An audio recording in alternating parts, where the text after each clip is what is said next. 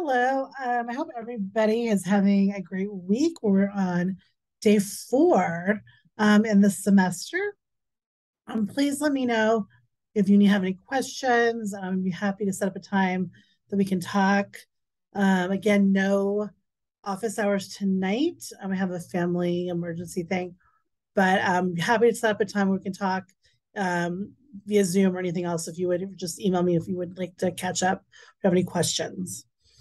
So today we're going to be talking about, oh, also thank you to everybody who checked in. That was really great. We had a couple who didn't, but most people did. Obviously, if you're here, you did.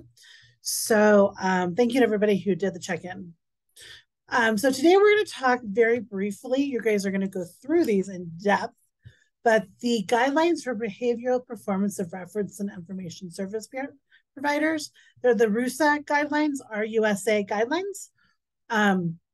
And so just to kind of give you a brief background, so the American Library Association, ALA, is our main association for libraries.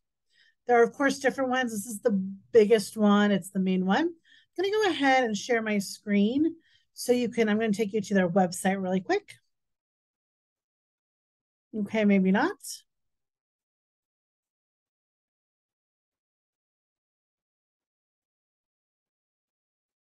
Okay, here is the ALA.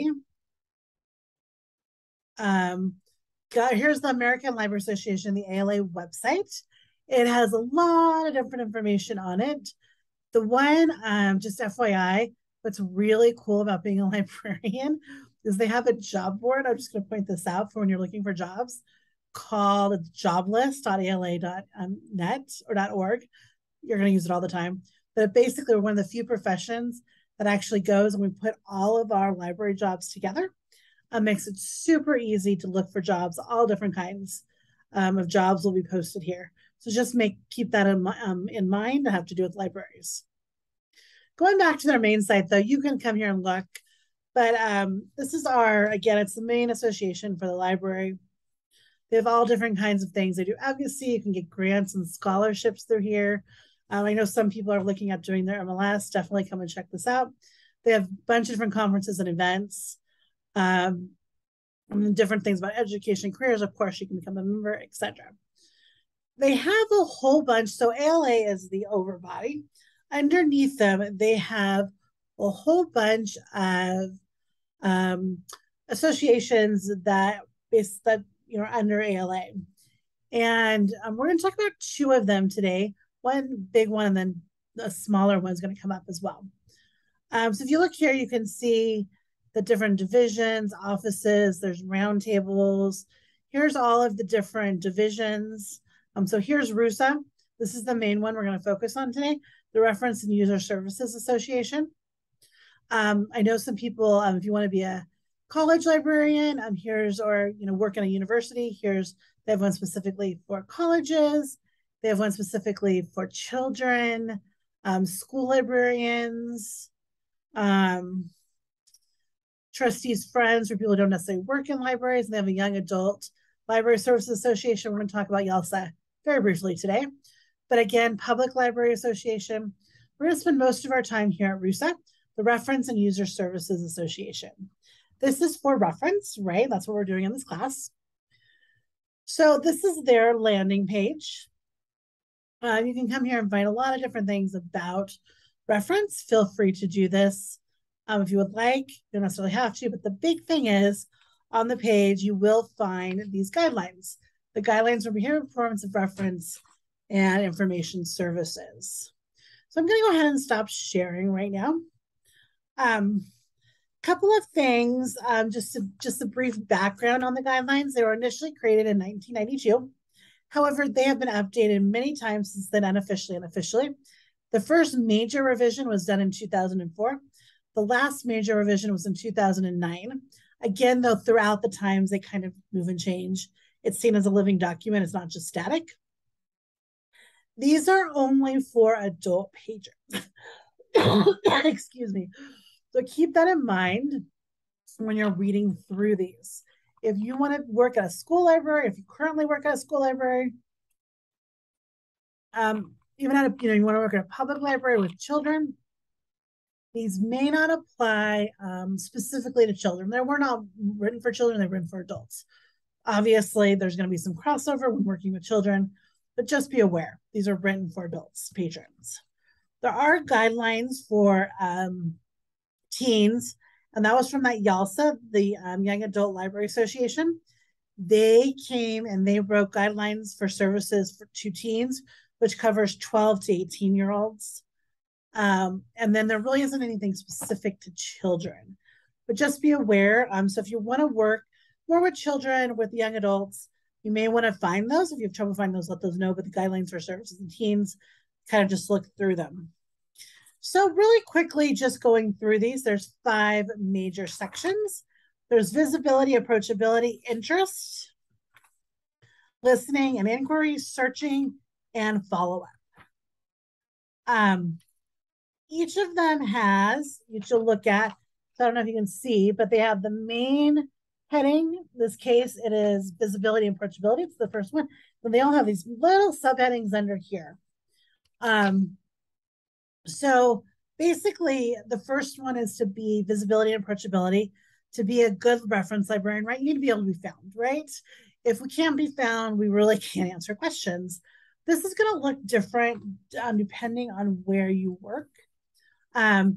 Most libraries, public libraries, academic libraries, will have a reference desk, right? They'll have a reference desk where there's a reference librarian sitting at it, so you can find somebody really quickly.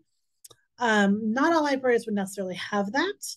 If you're working in a special library or in a school library, we're going to have a traditional reference desk, but the people still need to be able to come and find you, right? Know where you're at. So you need to be visible and approachable. So the approachability factor can be difficult sometimes depending on where you work. You might be at the reference desk, but it's very easy when it's a slower day to get working on your computer, to start doing a lot of different activities. You're doing other things. You're doing your collection development. You're doing your curriculum for an instruction class you have to go do, or for other assignments that you've been given. Just keep that in mind that we do need to make sure we're visible. Here, we don't really have a traditional, where I'm at currently, a traditional reference desk. So I just go and I sit on a table for 2 hours a day. And then I have the big sign on my door saying, please feel free to interrupt me, at any times. I take it off if I have a meeting or something, but 90% of the time it's out there and the people can come find me. So just be aware that that is part of being a reference librarian. We need to be able to be found. So I'm going to let you go through and look at all these little sub points on your own. We'll talk a little bit more about the assignment at the end if you've not had a chance to do that. The next is interest. You need to be able to show interest in what people are asking you to look for. Now, this can be difficult because sometimes you're just not interested in what they're doing. But so for me, I really enjoy going and finding the information, kind of the hunt. And so it's like, oh, I've never done this topic before. So that's kind of, that's kind of fun to look at it that way. Like, oh, what can I find on this? What can I find on this topic? If you're not completely into the subject itself. Now, a big part of this is the non-judgmental. You cannot be judgmental of what people are bringing to you. People may bring to you something that might not necessarily agree with or might have thoughts on. This can be difficult. This also brings up the question of, in the non-judgmental piece of it, sorry about my phone, don't ever assume anything, right? Sometimes it's very easy to assume that, oh, somebody's coming to you and wants to know, let's see, the procedure of how to purchase a gun, let's say. And let's pretend, and some of you may be, that you're totally against guns, right? Shouldn't be in the country, they should be made illegal. Very hot topic right now. Maybe they're just doing an assignment, maybe they're doing an assignment for a class, that maybe they're arguing against having guns, maybe they're arguing, for. You don't ever know specifically why people are asking for something. So just keep that in mind. It's not our job to judge somebody, it is our job to help them find the information as well as possible. The next one is listening and inquiry. So we just need to make sure that we listen to them. This is when we repeat back during the reference interview, right? We make sure I've heard you, I understand what you're saying, that kind of thing. So just make sure that it's very positive, that we make sure that we're trying to listen and understand what they're trying to say. Searching, this is when we actually start to search and to find what's out there. It's always a good idea. So we need to make sure we obviously know how to do our searching. We know how to find the information that's being presented. Is that, do we go to one of our databases we have access to? Do we need to go just out to Google? Do we need to go, to a government website to look up specific statistics? That kind of a thing. We kind of need to kind of have a reference of where we're going to go with each of these. And then, and then also keeping our, the person that we're helping, our patron, kind of informed of what we're doing, right? We're not just typing away and ignoring them. We're kind of going, oh, well, let's go check, Google to see if we can find the, nutrition pyramid, let's say, or something like that, so that there's other places to go. And lastly is follow-up. Once we've either gotten them started or you've found their information, we need to make sure that we're not just like, okay, great, we found it, we're done, right? We have to make sure that is actually what they were looking for. In academics, if you want, I know there's a few people who want to go into academics, or even in public libraries, you'll see this. So we'll work with them, we'll teach them how to find the information. And then it's, to go back to them, give them some time and walk up to them a few minutes later and say, this could be 10, 20 minutes, depending what's happening, but just say, hey, are you finding things? Do you need me to help you more? Like, what's going on? Or let them, make sure when they walk away that they know you can always come back to you to get further help if they need it, that you're there for them. So just keep that in mind. So for your assignment, again, that's just the brief overview. For your assignment, you will need to print these out. You're going to keep these. We're going to be working through them quite a bit throughout this semester.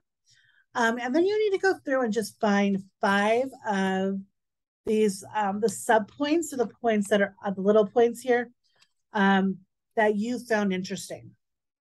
They don't have to be like one under each of them. They can be, but they don't necessarily have to be.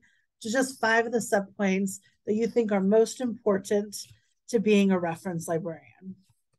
And then just type those up, turn that in.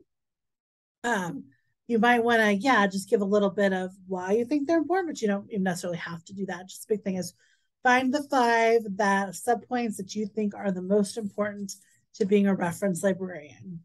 So, you might want to find, I don't know if you think that, let's see, is